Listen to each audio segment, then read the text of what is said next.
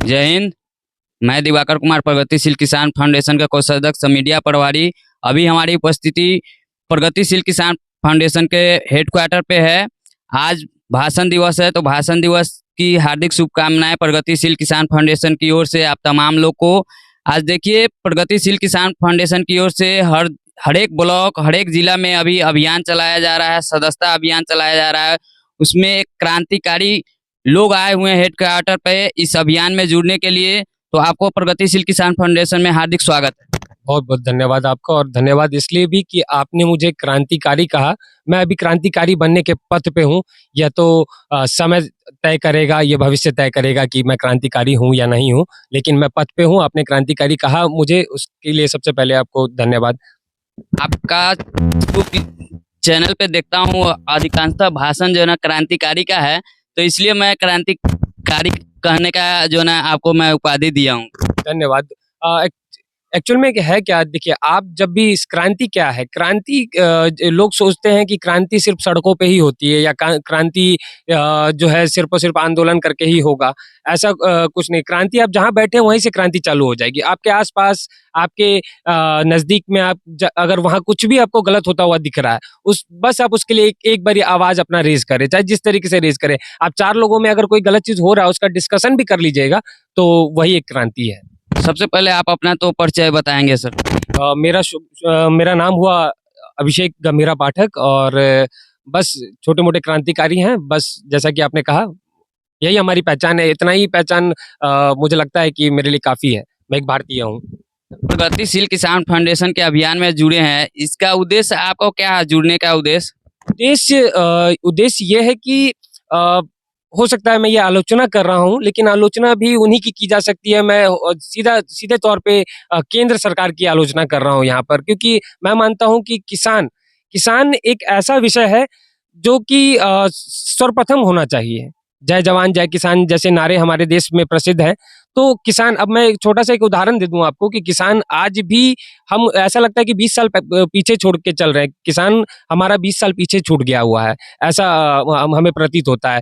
जो उद्योग जगत में है लोग, वो उसी किसान से जो है वो उनसे 20 गुना ज्यादा मुनाफा कमा रहे हैं, और किसान आज भी कह सकते हैं कि नुकसान में ही चल रहा है। जैसे एक उदाहरण तौर पे आप देख लीजिए कि जब गेहूं की कीमत 8 या 10 रुपए किलो थी, उस समय जो पैकेट, यानी कोई भी इंडस्ट्री का हो, मैं किसी इंडस्ट्री का नाम नहीं ले रहा यहाँ पर, लेकिन लगभग सबका एक ही जैसा ही है कि अगर वो कोई पैकेट 2 रुपए का था और गेहूं 8 रुपए किलो था, तो वो पैकेट अब 2 रुपए से 30 रुपए का हो चुका है, लेकिन गेहूं आज भी 19, 20, 21 पे अटका हुआ है।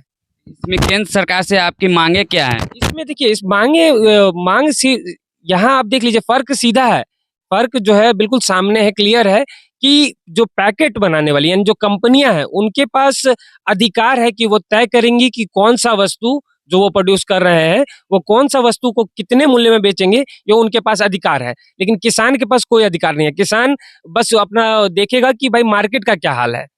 किसान का जो भविष्य है ये बिचौलिया तय करेंगे।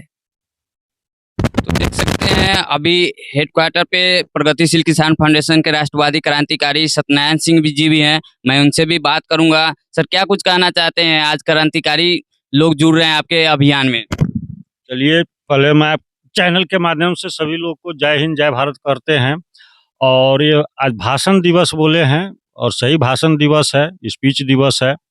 भाषण मतलब हर हमारी भाषा का जो है एक आसन होता है, और वो आसन बड़ा ही सम्माननीय आसन होता है। समझे, किसी भी पद को हम सम्मान देते हैं, तो इसी हमारी हर भाषा का सम्मान होना चाहिए। और जो आजकल जो नेता लोग जो भाषण देते हैं स्टेज पर खड़ा होकर के, वो भाषण का जो भाषा जो बोलते हैं मुख से, उसका कोई आसन ही नहीं होता है। भाषण तो बहुत कुछ दे देते हैं कि मैं यह कर दूंगा, वह कर दूंगा, यह कर दूंगा। समझे, कानून बहुत लागू करते हैं। कानून तो लागू होता है, लेकिन कानून का पालन नहीं होता है।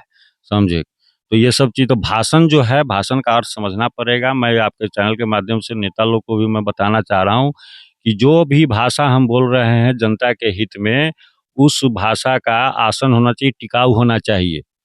तो आज हमारे क्रांतिकारी हैं भाई, या मिले हैं, बड़ी हमें इनसे मिलकर प्रसन्नता हुई है।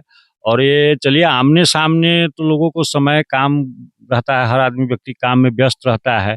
आजकल सोशल साइट का माध्यम है, वो तो सोशल मीडिया के माध्यम से हमसे जुड़े हुए थे काफ़ी दिनों से, और हम भी इनसे प्रभावित थे। और क्रांतिकारी जहाँ भी होता है, जैसे चोर का एक मिलन होता है, उनका समारोह होता है। अब देखें जितना है होली मिलन समाज, सब चोर का मिलन समारोह हुआ है, सब 2 नंबर पैसा का। एक भी बता दे कोई नेता कि मैंने अपनी मेहनत के पैसा से होली मिलन समारोह किया हूँ, मैं दावे के साथ कहता हूँ, मैं सब के सब किसी गरीब के, जनता के पैसे का जो है उगाही का होली मिलन समारोह हुआ है। इक्का दुक्का ही कोई होगा, हम ये नहीं कह रहे हैं धरती पर सब भ्रष्ट है। अच्छा है तभी दुनिया टिकी हुई है।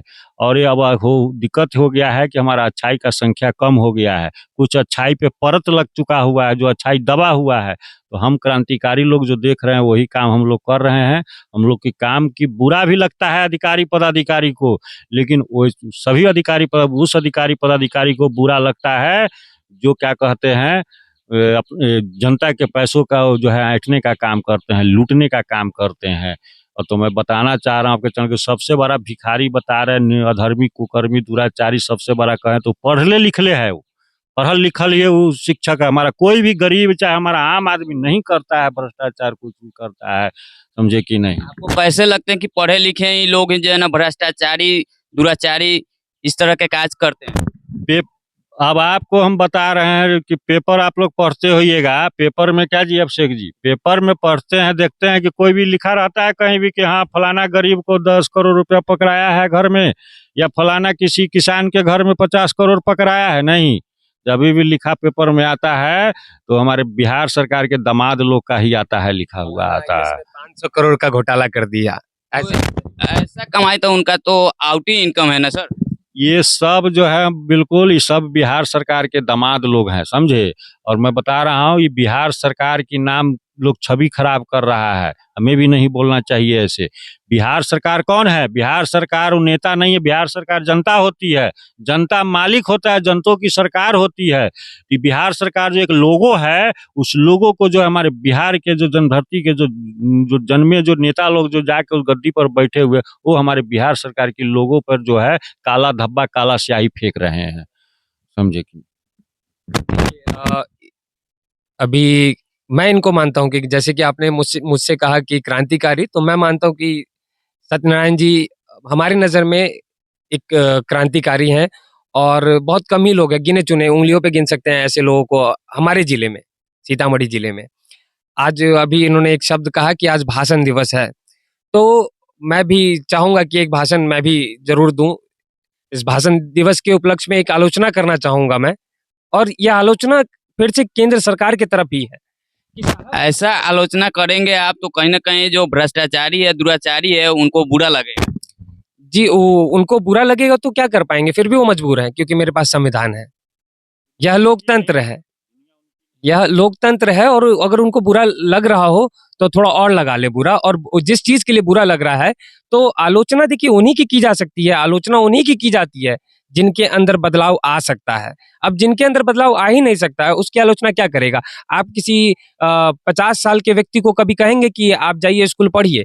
आप 5 साल के बच्चे को कहेंगे? बिल्कुल बिल्कुल। आपको मालूम है कि वो 5 साल का बच्चा जो है वो स्कूल जा सकता है, पढ़ सकता है। पढ़ने को 50 साल का भी व्यक्ति पढ़ सकता है, लेकिन वो कम चांसेस है, बहुत कम लोग ऐसे आपको मिलेंगे।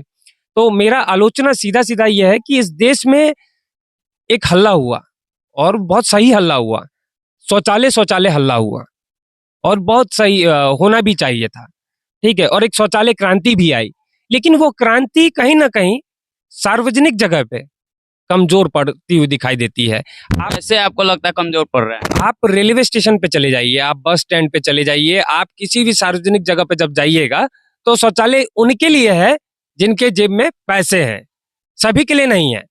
जो जिनके पास पैसे नहीं है, आप कहीं भी चले जाइएगा, शौचालय सार्वजनिक शौचालय एक घोटाला मानता हूं मैं उसको। मैं आप किसी भी स्टेशन के पास एक आम व्यक्ति की तरह जाइए, बिना माइक लिए हुआ, माइक लेके जाइएगा तो कोनो डरा जाएगा। तो बिना माइक लेके आप पहुंचिए उनके पास, तो आपको पता चलेगा कि शौचालय को एक धंधा बना रखा है लोगों ने। और बहुत सारे ऐसे भी चौराहे हैं, बहुत सारे ऐसे चौराहे हैं जहाँ छोटे छोटे गांव, छोटे छोटे कस्बों से लोग आते हैं बस पकड़ने के लिए, तो उन चौराहों पे तो शौचालय है ही नहीं।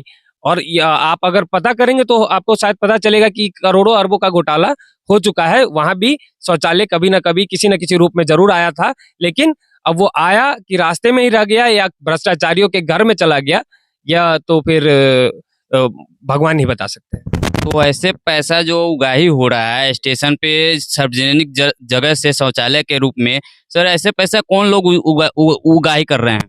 ये उगाही जो कर रहे हैं ना, वो तो चलिए एक पूरा प्रोसेस है कि टेंडर होता है किसी के नाम का, तो टेंडर में पास हुआ कि नहीं आपको 5 लेना तो 10 लेते हैं। वो मेरा विषय नहीं है कि उगाही जो हो रहा है वो, या वो जो पैसे लिए जाते हैं वो गलत लिए जाते हैं, मैं यह नहीं कहना चाह रहा हूँ। मैं बस यह कहना चाह रहा हूँ, तो फिर अगर पैसों से ही होना है तो ये तो पहले भी था। क्या पहले सार्वजनिक शौचालय नहीं थे क्या? मतलब कहीं ना कहीं आपने प्रति व्यक्ति या प्रति व्यक्ति के घर में आप सबने शौचालय दिया, लेकिन सार्वजनिक जगहों पर आपने इसके बारे में नहीं सोचा। मेरा यह कहने का अर्थ है।